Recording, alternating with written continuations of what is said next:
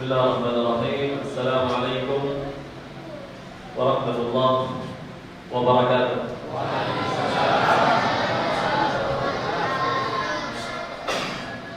Apa kabar semuanya? Alhamdulillah. Alhamdulillahirabbil alamin. Wassalatu wassalamu ala nabiyyina wa habibina al-karim Muhammad wa ala alihi wa sahbihi wa man istanna bi sunnatihi wa qatafa atharahu ila yaumiddin. Nahmadullah jalla wa ala an jama'ana fi hadha al-makan at-tayyib al-mubarak ala ta'atihi. Nahmadullah subhanahu wa ta'ala an istafana wa ijtabana wa hadana bi an ja'alana min khayri ummatin ala wa hiya ummat nabiyina Muhammad sallallahu alaihi wasallam. Hadirin jemaah salat isya dan salat tarawih yang insyaallah senantiasa dimuliakan, dirahmati, diberkahi Allah Subhanahu wa taala. Amin. Jemaah yang dimuliakan Allah Subhanahu wa taala, pada kesempatan kali ini, pada waktu yang insyaallah singkat ini, tidak akan terlalu lama, saya tidak akan membahas atau memberikan ceramah atau tausiah tentang bulan suci Ramadan. Karena saya rasa sudah cukup banyak ulama-ulama kita, ustaz-ustaz kita yang telah memberikan kita nasihat-nasihat, tausiah ceramah tentang bulan suci Ramadan. Betul? Oleh karena itu saya akan memanfaatkan kesempatan kali ini untuk membahas sesuatu yang sangat penting. Membahas isu yang menjadi bagian dari iman, akidah, agama kita umat Islam, yaitu isunya Palestina atau lebih khususnya Masjid Aqsa Mubarak. Jemaah yang dimuliakan Allah Subhanahu wa taala, Allah Subhanahu wa taala dalam Al-Qur'an Al-Karim maupun Nabi Muhammad sallallahu alaihi wasallam dalam sunnahnya, dalam hadis-hadisnya selalu menyampaikan kepada kita semua tentang kedudukan, keistimewaan, keagungan Masjidil Aqsa Mubarak. Dalam firman Allah Subhanahu wa taala yang rata-rata kita semua sudah hafal, dalam surah Al-Isra ayat 1, Subhanalladzi asra bi 'abdihi laylan minal masjidil haram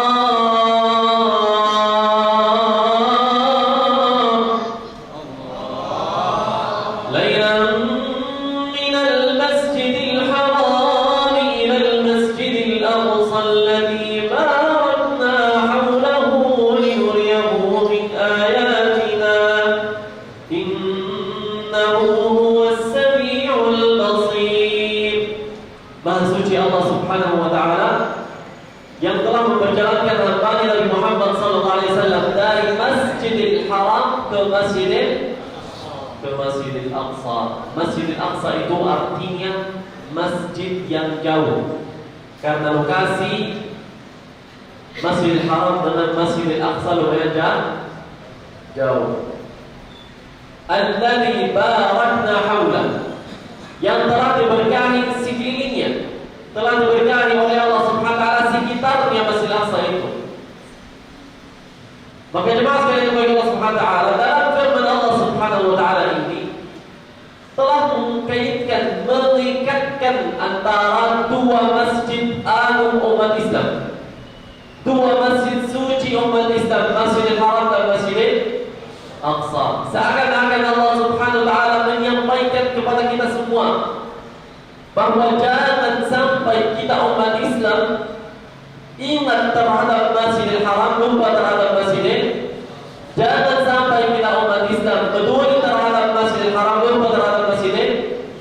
Karena dua-duanya memiliki keagungan, kedudukan dalam agama kita, agama Islam. Alladzi barakna haulah, yang telah diberkahi sekelilingnya. Kata para ulama atau ada berbeda pendapat arti firman Allah Subhanahu wa taala alladzi barakna haulah. Sebagian ulama mengatakan alladzi barakna haulah itu maksudnya Masjidil Aqsa dan tanah Syam yang berada di sekitarnya. Tanah Syam itu terdiri dari 4 negara saat ini ya, yaitu Jordania, Lebanon, Suriah dan Palestina. Dan jantungnya tanah Syam itu adalah Palestina. Kenapa? Karena Masjidil Aqsa berada dalam Palestina. Pendapat yang lain kata para ulama, keberkahan yang Allah Subhanahu wa taala sebutkan dalam surah Al-Isra itu sampai kepada seluruh umat Islam di seluruh dunia, di mana mereka berada, yang peduli terhadap Masjidil Aqsa. Jadi insyaallah kalau kita betul-betul peduli terhadap Masjidil Aqsa, keberkahan Masjidil Aqsa akan sampai kepada kita semua, akan sampai ke rumah-rumah kita semua. Amin. Oleh karena itu jemaah sekalian bagi Allah Subhanahu wa taala, Masjidil Aqsa itu dulu pernah menjadi kiblat pertama kita. Sebelum umat Islam berkiblat ke arah Masjidil Haram, kiblat pertamanya umat Islam ke arah Masjidil Aqsa. Ketika kejadian peristiwa yang sangat luar biasa, peristiwa Isra Mi'raj, Nabi sallallahu alaihi wasallam diberangkatkan oleh Allah Subhanahu wa taala dari Masjidil Haram, dari Makkah menuju ke Masjidil Aqsa. Lalu pada waktu itu Masjidil Aqsa itu mendapatkan sebuah keagungan yang sangat luar biasa, mendapatkan keistimewaan. Kenapa? Karena pada waktu itu ketika Nabi sallallahu alaihi wasallam berangkat dari Makkah ke Masjidil Aqsa, Nabi sallallahu alaihi wasallam bertemu dengan seluruh nabi dan rasul di Masjidil Aqsa. Masjidil Aqsa jemaah sekalian, tanah Palestina secara umum satu-satunya tempat lokasi perkumpulan seluruh nabi dan rasul. Sejak Nabi Adam sampai Nabi Muhammad SAW, mereka tidak pernah berkumpul sebelumnya di sebuah tempat kecuali di Masjidil Aqsa. Lalu Masjidil Aqsa itu menjadi titik pertama Mi'rajnya Nabi SAW. Dan tentunya ketika Nabi SAW di-Mi'rajkan, ketika Nabi SAW naik ke Sidratul Muntaha untuk menerima apa? Untuk menerima apa? Menerima perintah salat. Ya. Yang jumlahnya pertama kali itu 50 kali dalam sehari semalam. Jumlah salat wajib ketika Allah Subhanahu wa taala perintahkan kepada Nabi, jumlahnya dalam sehari semalam 50. Pertanyaannya, kira-kira kalau salat wajib dalam sehari semalam saat ini 50 kali, apakah kita masih mampu? Mampukah? Ibu mampu? Ya, kalau salatnya 50 kali berarti ibu tidak sempat masak di masjid terus, tidak sempat melayani suami. Maka Allah SWT terlalu sayang sama kita. Itu salat diturunkan, diringankan oleh Allah SWT menjadi berapa? 5 kali dengan pahala 50 kali. Tetapi masih juga ini sangat ringan, sangat gampang, tidak makan waktu, tidak sampai 2 jam dalam sehari semalam kita. Tapi meskipun begitu banyak masih umat Islam yang malasan menaikkan salatnya. Oleh karena itu kita berdoa bersama, semoga Allah SWT memberikan kita istiqamah melaksanakan salat, menunaikan salat sampai kita meninggalkan dunia ini. Amin.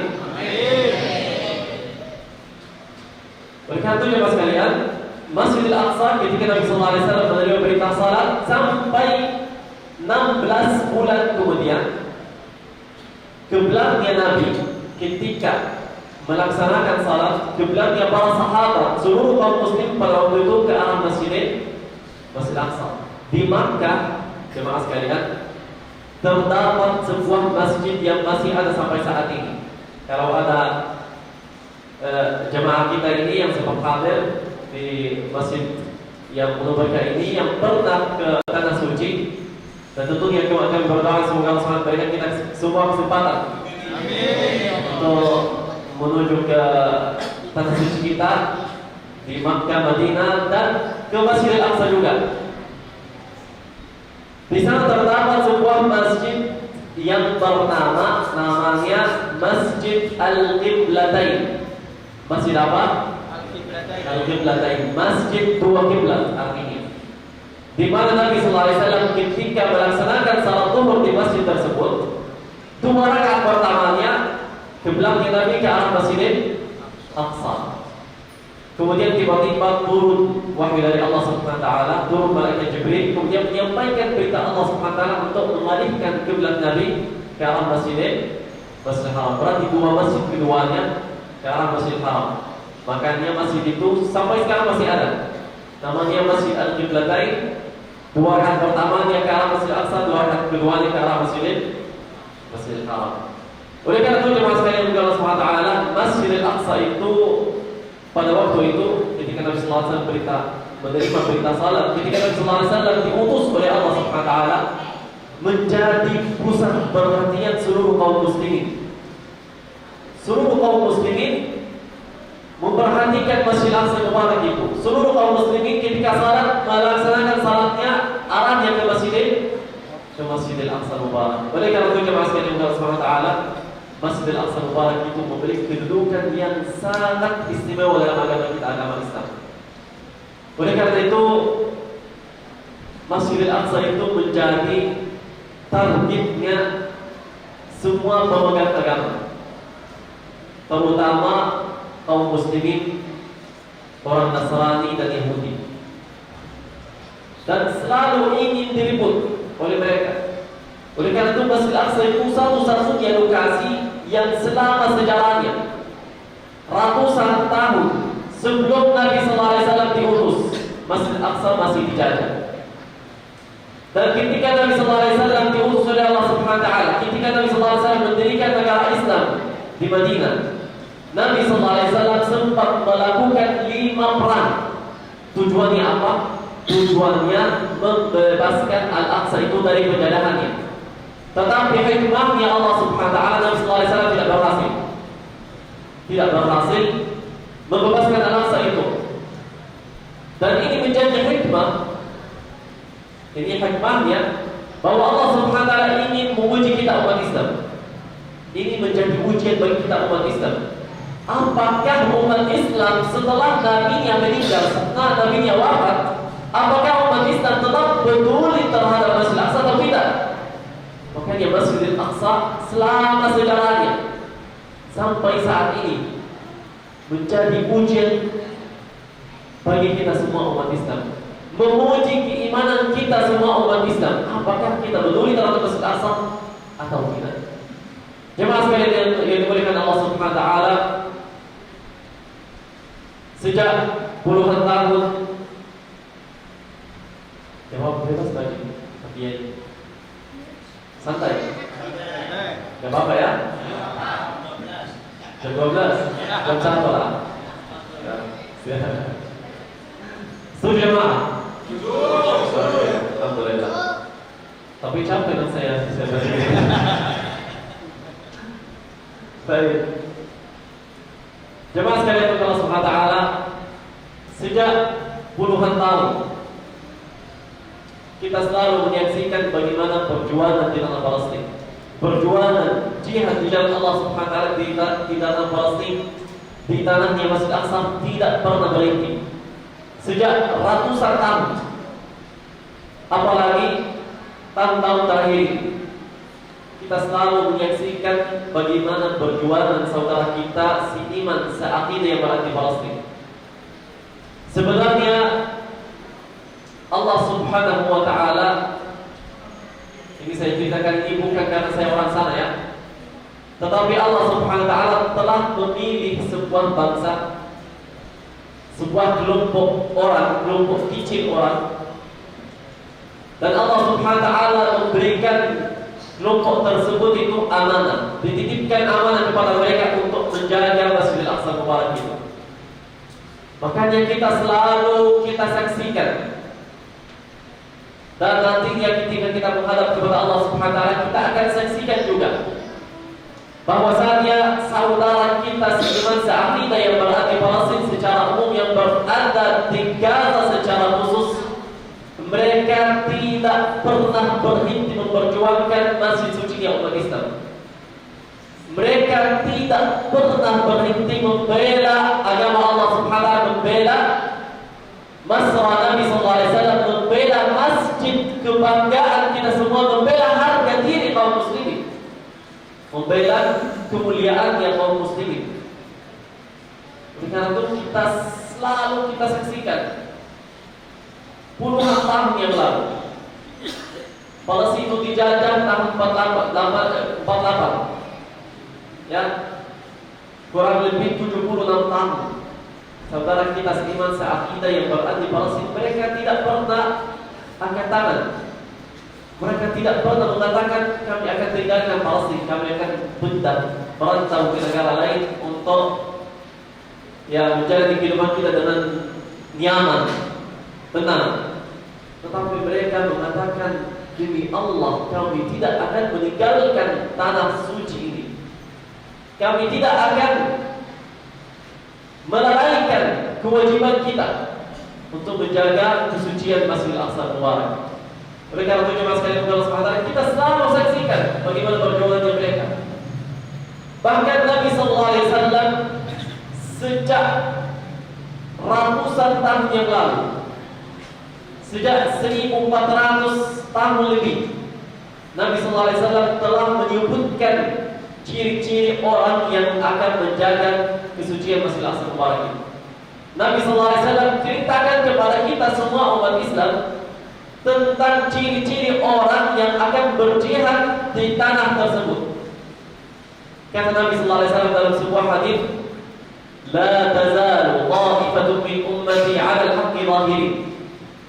Akan tetap ada sekelompok umatku, dan sekelompok ini kata sekelompok kecil, akan tetap ada sekelompok umatku 'ala al-haqqi zahirin, mereka sedang memperjuangkan kebenaran.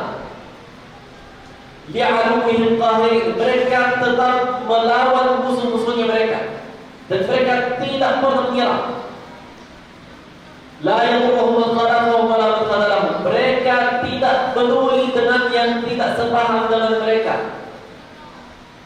Hatta ya'ti nasrullah, sampai datang kebenaran dari Allah Subhanahu wa taala. Ini ciri-ciri orang yang menjaga kesucian Masjid Aqsa Mubarak.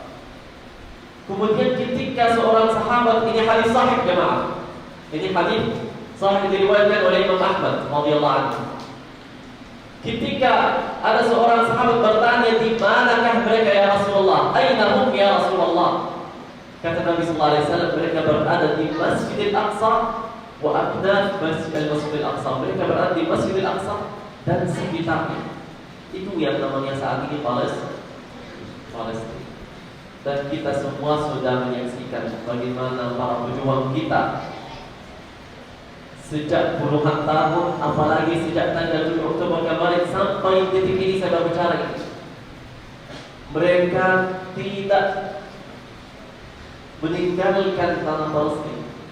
Mereka tidak melalaikan kewajibannya untuk menjaga tanah suci ini umat Islam. Sejak tanggal 7 Oktober kemarin jemaah sekalian sampai detik ini, kita berada di bulan suci Ramadan, bulan kemenangan, bulan perjuangan, bulan Al-Futuhat, kebanyakan negara-negara atau perang-perang yang luar biasa yang diberikan kemenangan oleh Allah Subhanahu wa taala kepada kaum muslimin terjadi di bulan suci Ramadan. Perang Hunain, perang Hunain, banyak perang yang terjadi di bulan suci Ramadan. Makanya bulan suci Ramadan ini bulan perjuangan, bulan jihad.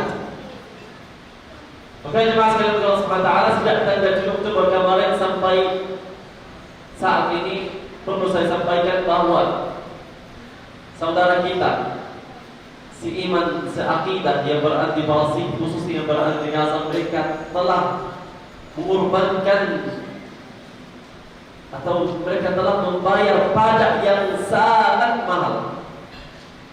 Mereka telah mengorbankan 3 35.000 jiwa jemaah sekalian. Mereka telah mengorbankan sesuatu yang sangat berharga bagi mereka. Telah mengorbankan jiwanya mereka jemaah sekalian. Darahnya mereka rela mengorbankan semua yang mereka miliki. Rela mengorbankan darahnya mereka, anak-anaknya mereka, hartanya mereka demi mempertahankan masjid suci kita kaum muslimin. Masjid kita semua umat Islam. Masjid seluruh kaum muslimin. Mereka saat ini jemaah sekalian, wallah, mereka saat ini mewakili kita semua. Kalau saudara kita di Palestina tidak berjuang, berarti seluruh kaum muslimin berdosa. Karena jihad di tanah Palestina itu, kewajiban menjaga Al-Masjid Al-Aqsa itu wajib kifayah atau fardhu kifayah. Jadi kalau saudara kita seiman seakidah tidak melakukan kewajibannya, berarti seluruh kaum muslimin 2 miliar umat Islam seluruh dunia berdosa. Tetapi alhamdulillah, kami punya saudara seiman seakidah yang hati-hatinya mereka penuh dengan keimanan, penuh dengan akidah yang sangat kuat, sehingga mereka saat ini mampu melakukan tugas kita semua, mampu melakukan kewajiban kita semua umat Islam. Karena Masjid Al-Aqsa tanah Palestina wallahi bukan miliknya orang Palestina. Tanah Palestina, Masjid Al-Aqsa wallahi tidak miliknya hanya orang Timur Tengah saja, tetapi ini miliknya seluruh kaum muslimin. Dan ini bukan perkataan saya, ini perkataan Khalifah kita kedua Umar bin Al-Khattab. Ketika beliau berhasil membebaskan Al-Aqsa itu, kata beliau, atau beliau sempat mengirimkan sebuah pesan untuk kita semua umat Islam. Kata beliau, tanah Masjid Al-Aqsa, tanah Palestina ini dijadikan sebagai tanah wakaf untuk seluruh kaum muslimin. Tetapi sekarang yang menjaga tanah tersebut, menjaga tanah kaum muslimin itu hanya saudara-saudara kita yang berada di Palestina. Oleh karena itu jemaah sekalian Allah Subhanahu wa taala, saya tidak mau terlalu banyak. Marilah kita senantiasa meningkatkan rasa kepedulian kita dalam mereka. Marilah kita senantiasa mendukung mereka. Jangan sampai kita biarkan mereka sendiri.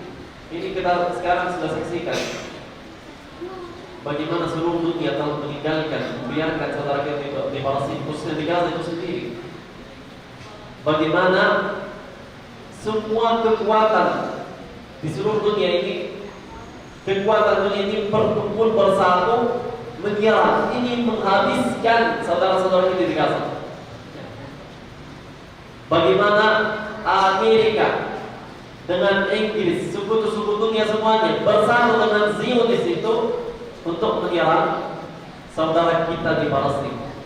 Tetapi dengan izin Allah Subhanahu wa taala, mereka tidak akan pernah habis. Dengan izin Allah Subhanahu wa taala, mereka tidak akan kalah dan kemenangan pasti untuk mereka.